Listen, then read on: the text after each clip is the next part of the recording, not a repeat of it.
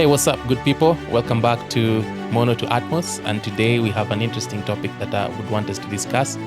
So, today I want us to discuss the topic all the gear, but no idea, a very basic understanding of sound. And why do I think I want us to discuss this? In my years in the industry, especially in sub Saharan Africa, I have come across a misunderstanding of what sound really is and ways of capturing sound, storing sound and reproducing sound. And so I would want us to really talk about this because just to demystify some of these misunderstandings, I have had people trying to get very expensive gear, thinking that expensive gear actually ends up translating into better sound quality.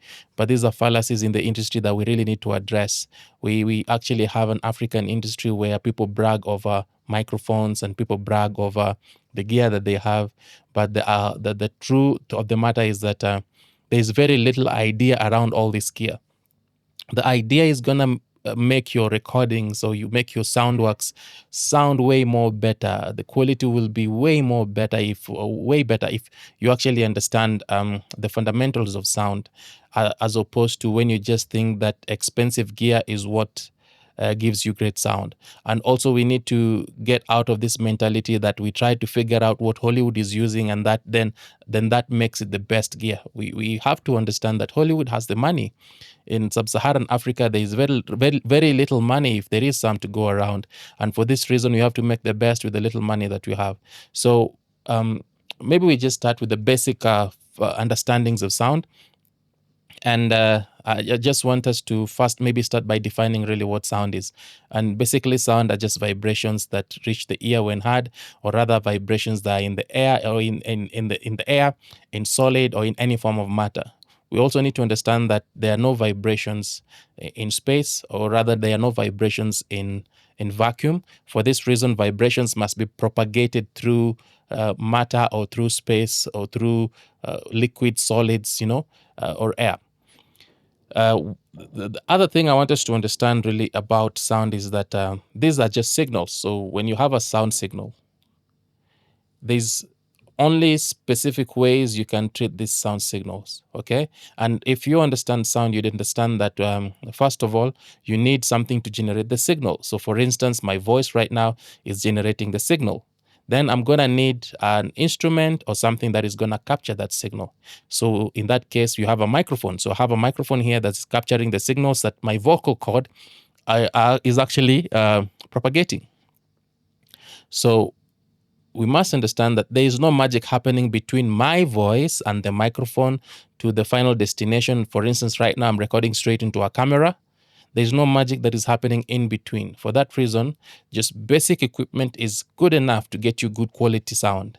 Why am I saying this? I have found people who actually think that you need a serious, expensive interface or preamps for you to be able to capture good sound. And this especially happens in both the film and the music industry, where people want to break the bank and buy the most expensive microphone. Maybe in music, people go for the U87 that costs about $3,500. In film, people want to get the Schweppes Colette series that is used in Hollywood that costs over $3,500. Yet you could just do well with a $400 microphone, $300 microphone when it comes to location sound, that you could just do very well with a $100 microphone in your studio. So let's just start with basic understandings of what sound is. So let's start with sound waves. And sound waves are just vibrations that propagate as an acoustic wave through transmission mediums such as water, air, or solids. So sound waves are just waves that are just vibrations that are transmitted through a particular matter or something of the sort. Frequency refers to the pitch of sound. Okay, amplitude refers to the loudness of sound. So I just want to talk about some basics about audio equipment basics, and we have a microphone. What a microphone does, an example of a microphone is this one right here. It basically converts sound signals into electrical signals. So whatever it is that I'm saying goes into a diaphragm. the diaphragm moves up and down. So for instance, this one is a dynamic microphone. Because it's a dynamic microphone, it means it's using magnetism to convert movement into electrical signals. If you're to use, let's say, a condenser microphone, then it has what we call a capacitor, and then the vibrations actually move the capacitor, which means it changes in charge, and that is converted into electrical signals. So what is this thing about microphones that I'm trying to say in simple terms? So when you have a signal and it's going into a microphone, the first thing that it's going to meet is the diaphragm. Okay, and the diaphragm is supposed to be sensitive enough to move up and about for it to capture the full nuance of whatever signal it is that you're trying to capture. As we know, dynamic microphones are not the best, but because of technology, dynamic microphones are becoming really good at their sensitivity and what they're doing. And for instance, this one is able to capture, I think, 15 to 20 kilohertz.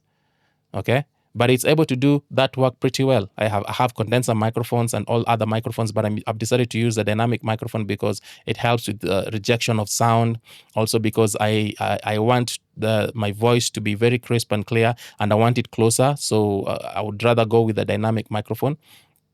But at the end of the day, the microphone does not have its own magic that it's doing, because there's the essence of a microphone is to try and make sure that it captures as truthfully as possible the signal in a manner that is not altered.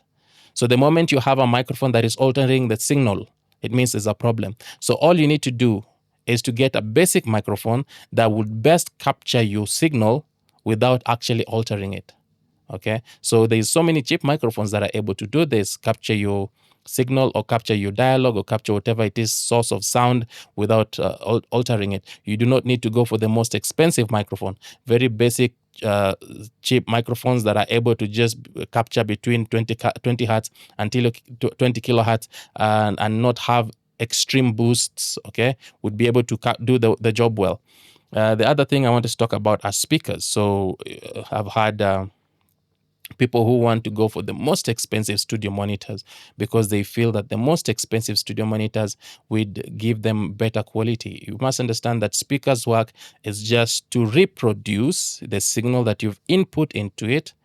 Okay, the signal that is been stored or manipulated back so that you can listen to it. So it's actually a transducer. It changes one signal to another. So for instance, it will change your digital signals to analog signals such that you're able to listen to them. Now, what about speakers? I would say in the studio, you just need basic studio monitors that are able to give you a flat frequency response.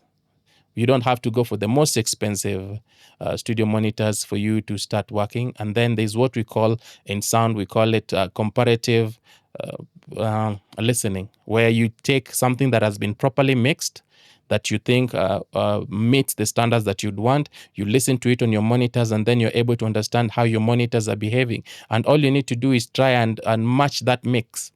Okay, if it's a film that you love how it has been mixed, put that film in your timeline, listen to it over and over, and try to make your mixes, whatever film it is that you're mixing, sound like that mix. I remember when I was getting into music, that is what I would do. I used to have the audio studio monitors, and they are known to have their own issues. But what I'd do is I would get a good mix that I used to love, listen to it over and over, and then when I'm mixing my music, I'll try to make sure that I match the same I match the same mix that I had chosen. So I have this for instance, I think I used to love what Timbaland was doing back then. So I'd get Timbaland's music, get the best quality that I can. I used to also love what Kanye West was doing. I think his music to me back then sounded pretty good. So I'd just listen to it over and over. And then when I would do my mixes, I would try to match my mixes to Kanye West's mixes. So comparative listening, and you'll be able to figure out your studio monitors in no time. You don't have to go for the most expensive monitors, because at the end of the day, when it comes to mixing, it's training your ears. And training your ears takes time. It's not something you learn in school. It will take you 5 years to just train your ears. Once you've been able to train your ears, it does not matter whatever studio monitors you will sit in front. All you need to do is do comparative listening over time. And before you know it, you figure out how the speakers behave. You know where your frequencies are. You know where your mids are, your lows are, and where your highs are. Okay. The other thing that I want us just to address is stereo sound, and there's usually this notion that I found in the industry where people think stereo sounds are two mono channels. Okay, stereo sound is not two mono channels. I remember there was this time I had asked someone to go and record for me ambience in stereo. So what he did is he went out there and used one microphone, which is a shotgun microphone, but he chose stereo on the recording device and then brought me that and told me that's a stereo recording. So, but all he did was he recorded a mono signal on two tracks, basically. But I was like, this is not what stereo really is. So there is that fallacy that we need to get rid of, and we must understand that stereo. It means you're recording using two microphones. If you're doing stereo recording, so this is a mono recording. If I needed to do stereo recording, I needed to have two microphones that have a time difference between them, such that one microphone receives the signal at different times from the other. That is what gives us a stereo signal. So stereo, okay, so let's talk about what surround sound is. So surround sound just involves multiple audio channels, okay, that create a more immersive experience. So for instance, if you're listening to a stereo signal, that we will not call it surround. But when you start going into 5.1, when we start going into 7.1, when you start going into Atmos, then we start talking about immersiveness, because there's signals coming from the rear, signals coming from the front, signals coming from the top. Okay, so stereo is not necessarily immersive, but surround sound involves multiple audio channels that create a more immersive experience, because we have sound signals coming from multiple directions. So let's just quickly talk about doors, and maybe we'll have a time when we sit down and completely discuss what doors are. And these are digital audio workstations. Digital audio workstations are softwares that you use to recall your audio, manipulate them, and then restore them or store them again. So for instance, what I mean by digital audio workstations, I know that in Africa we have a lot of what we really have access to is Adobe Audition and maybe Cubase, but there's so many other digital audio workstations like Pro Tools. We have Fairlight by DaVinci Resolve. The good thing again about Fairlight by DaVinci Resolve is that you can get the DaVinci Resolve for free, and DaVinci Resolve I think is Atmos ready. But the only problem with DaVinci Resolve is that only the paid version will give you capacity to do Dolby Atmos. We have Pro Tools. If you have the latest Pro Tools, the latest updates, Pro Tools gives you ability to do the Dolby Atmos internally with its own renderer. And I think Cubase also gives you ability to do Dolby Atmos internally with its own renderer. So we have multiple kinds of DAWs, but the fallacy I want to address here is the fact that most people used to think, in my time, that the software would add quality to your recordings. You must understand that as your signal is being recorded into the microphone, into the sound interface to your software or your DAW, it needs to be very transparent. You should not have anything in between that is changing that signal. For that reason, you need a very transparent microphone that does not alter that signal, a very transparent sound interface that does not alter that signal, and a very transparent DAW which does not alter that signal, and also very transparent studio monitors or speakers that do not alter that signal as it comes back out to you, such that you're able to hear it as it was recorded. The moment you have anything in between altering that signal, it means it's changing it, and you do not want your signal integrity to be changed. So how would you maybe get an understanding of some of these things, such that you do not waste a lot of money trying to get equipment that would cost you an arm and a leg? I remember there's people who wanted to buy equipment worth $5,000. Actually, no, it was $50,000, because they thought that that is the equipment that brings quality on board. No, most of these things are just show off. Okay, for a starting sound individual, you just need basic things. You don't need the most expensive microphone. You do not need the most expensive interface. Neither do you need the most expensive DAW. Even free DAWs are good enough for you to get started. Only that as you get into complicated workflow systems, that's when you need maybe specific DAWs like Pro Tools. If you do a lot of film work, Pro Tools just has a way to easily work through film work. If you're doing a lot of music, you'll find that there's softwares like Logic that just works well with music because of how the ease of use and the fast learning curve that it involves. But it does not mean that one software is better than another. The best software that you can actually have is the software that you find very easy to use and you're very familiar with. Even Audition will still do the work. And maybe now if you need more functionality, that is where you look for softwares that have functionality. For instance, Pro Tools right now is able to do internally Dolby Atmos, but also it will do Dolby Atmos with limited functionality.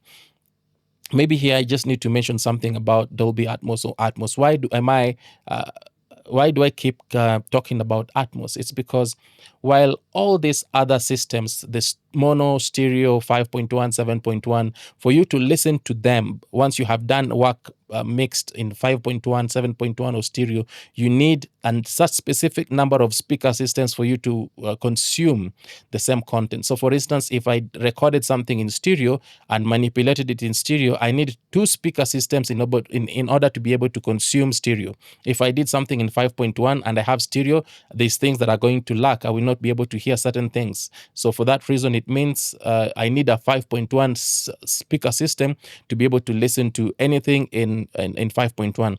But the good thing with Dolby Atmos is that it does not matter the number of speaker systems that you have. It will just change to the speaker systems that you have. So if I was to mix anything in Dolby Atmos, I would mix it, let's say, in 7.1.4. If I have a 9.1.6 speaker system, it will just adjust to the 9.1.6 speaker system. If I have a 5.1 speaker system, it will adjust to the 5.1 speaker system, and whatever it is that are on my top height speakers, it's going to bring them to the nearest speaker in my 5.1 system. If I only have a stereo system, it's going to fold down everything to a stereo system. If I only have headphones, it's going to do a binaural fold down. And for that reason, it means if you were to do your works at a master level, mixing, like if you're to do it with Dolby Atmos, it means you mix it once and it will align with all speaker systems, all the way from the highest speaker system, which might be a 9.1.6, to the lowest speaker system, which might be stereo or even just headphones. Let's move now to some other fallacies that I just think I feel I need to talk about. And one of them is that expensive equipment always sounds better. Forget that. Expensive does not mean better. And even if it sounds better, the difference is so subtle you will not know it. So for instance, a microphone that costs $300 and a microphone that costs $1,000, in terms of being able to tell the difference, it is so hard. It does not equate $700 amount. Okay. So loudness equals quality. So there's also this fallacy, especially in the music industry, that the louder you mix, the better your quality. But that is never the case. The moment you start pushing your music to be loud, or you're pushing your content to be loud, you start losing something that we call dynamic range. And if you're to look at any quality control sheet of most broadcasters, they will tell you what loudness range they expect from your works, and they'll tell you maybe they want 10 LU, which means 10 loudness units of dynamic range. You must be able to understand what these terms mean and how to meet them. So it's not just about loudness. In fact, in today's world, you must understand that YouTube has its own loudness, Spotify have their own loudness level,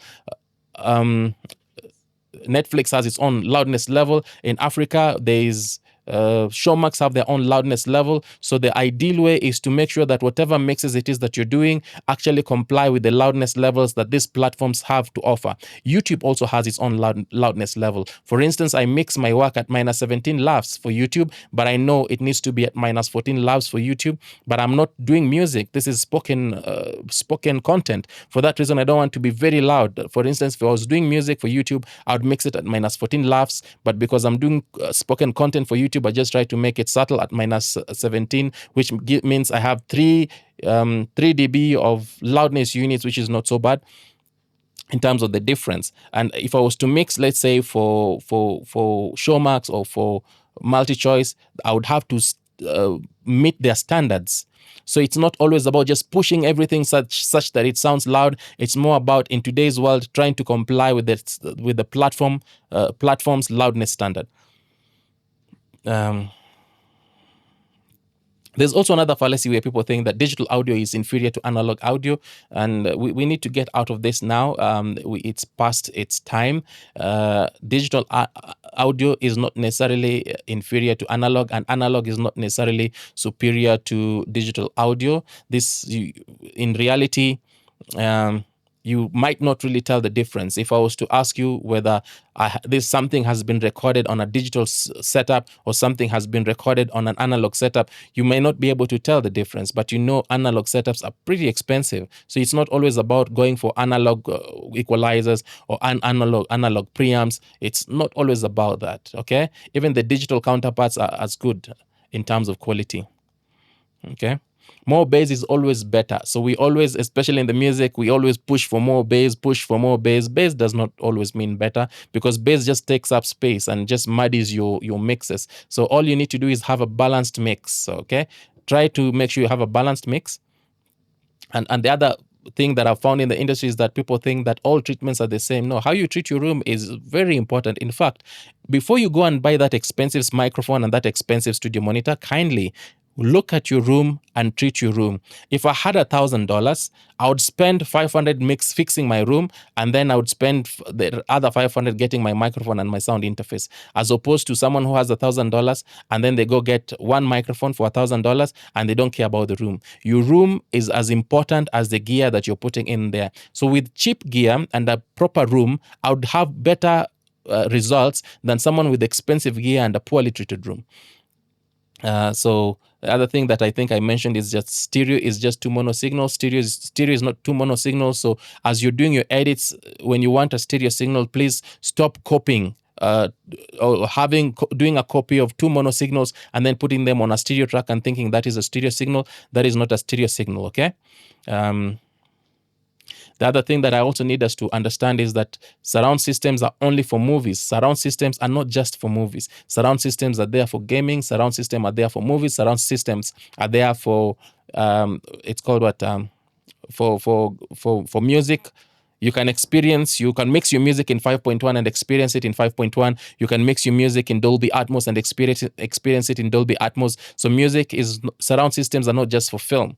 And if you're going into this surround system world, you can use it for gaming, virtual reality, augmented reality. You can use it for all that. And that's why it's important that we start getting into this immersive sound environment, because the future is going to be very different. I can tell you for free. I'll tell you for free that whatever it is that we're used to right now, the traditional TV set in front of us is going to go away slowly with time. We are going to have more augmented reality, more virtual reality, more of glasses that we put on, and we interact with content through glasses. And that is why I feel, and that's why I'm a strong proponent. I'm a strong proponent of saying we need to figure out how to move towards Atmos, because with Atmos you mix in one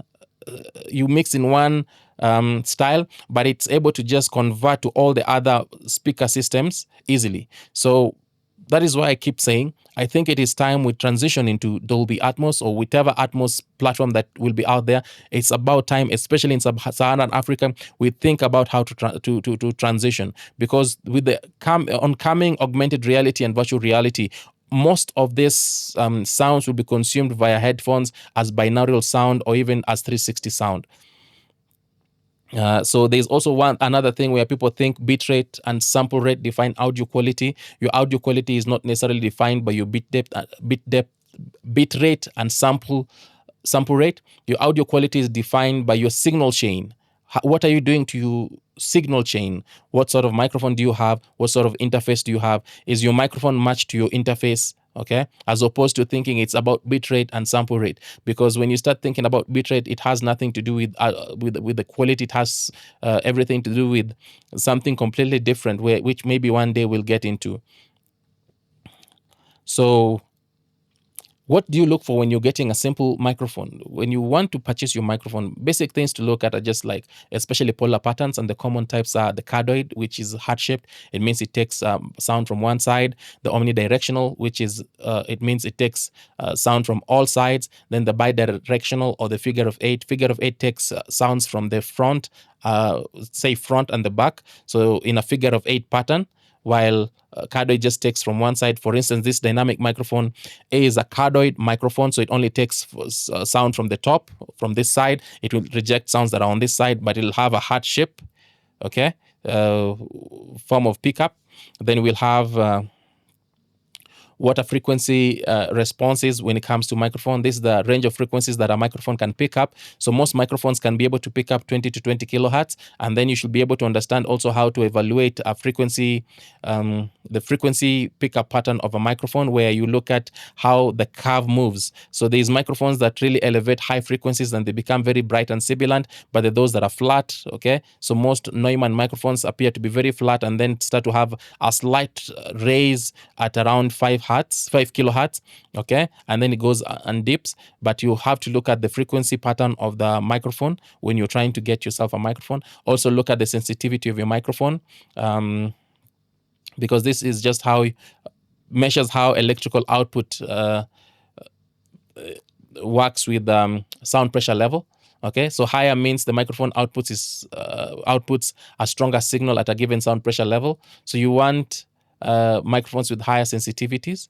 Okay, maximum SPL, the highest sound pressure level a microphone can handle without distortion. So when you're getting your microphone, look at the SPL. But why would you want to look at the SPL? If you're only doing voice, you don't need high SPL microphones. But if you're going to mic something like a snare, or you want to go and record gunshots, then there you need a microphone that has very high SPL, and maybe that even has a low cut, or even just a pad on the microphone, such that you're even able to capture higher SPLs or sound pressure levels. So impedance is measured in ohms, indicates the microphone's resistance to electrical current. So with the impedance, you want low impedance microphones, because with low impedance microphones, you're able to have signal integrity over long cables. So if you want to go and do maybe a recording and the cabling needs to be long, you want to go for low impedance microphones. Yeah, so maybe today, what I just wanted to talk about in simplicity was this. We're living in an era where people think it's all about the gear and no idea. And why am I saying this?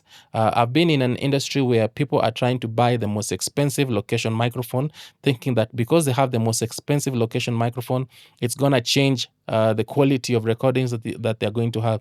But ideally, it comes down, the quality of your recordings will come down to how you're gain staging, how close your microphone is to the subject. For instance, if you have a $3,000 microphone, but the microphone is placed at the roof, a $200 microphone that is placed close to the subject will sound much better than a $3,000 microphone that is placed far away and high on top of the roof. Okay, so let us stop this whole idea of trying to think that the more expensive the gear, the better the quality. In fact, it comes down to our ability to be able to use this gear, our ability to be able to understand how this gear works. So what is the first thing you should do when you're buying your microphone? Or when you're buying your studio gear or your sound gear? Understand how to read the